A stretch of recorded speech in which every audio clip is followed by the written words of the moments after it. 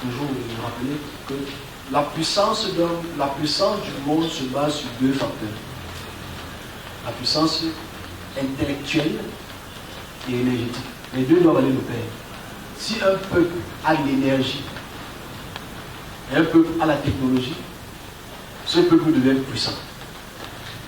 Je répète encore.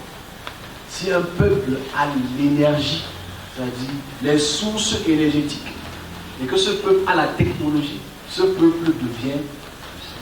Aujourd'hui, nous sommes un peuple qui a les intellectuels. On a les ressources. Et il y a des batailles pour les ressources, disons, fossiles, c'est-à-dire le pétrole. Mais je vais répéter en nous maintenant, ça c'est pour les gens qui veulent m'écouter, sur le fait d'une découverte d'une énergie qui est déjà en Afrique. Ça va beaucoup aider les Africains.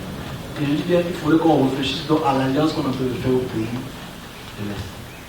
Je dis bien, si on continue à faire des alliances avec les pays de l'Est, qu'on réfléchisse sur la caractéristique d'alliance qu'on fait.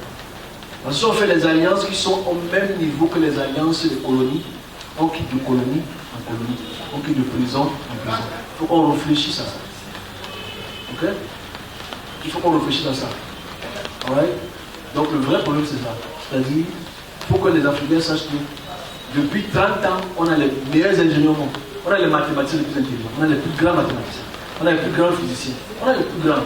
Si ces plus grands peuvent former la jeunesse avec les ressources qu'on a, on n'a pas besoin automatiquement des pays sino-russes. C'est ça qu'il faut dire, parce que quand tu vois les gens se ruer vers la sino-Russie, c'est une erreur stratégique.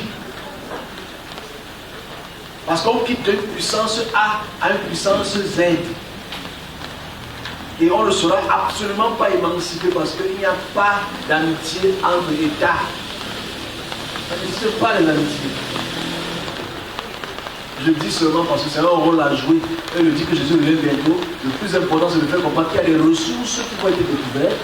Si ces ressources se trouvent depuis la Namibie, qui traverse toute l'Afrique centrale, qui va à l'Afrique de l'Ouest, ça reste vers la Sénégambie, et que ces ressources minières seront hyper puissantes, à quoi ça sert de vendre nos terres? Il faut que l'Africain pense Afrique, et le développement Afrique selon l'intérêt de la ressource. Ça, on le dit depuis les années, mais je pense que comme là, pour faire les réseaux sociaux, voilà pour l'Afrique. On conclut.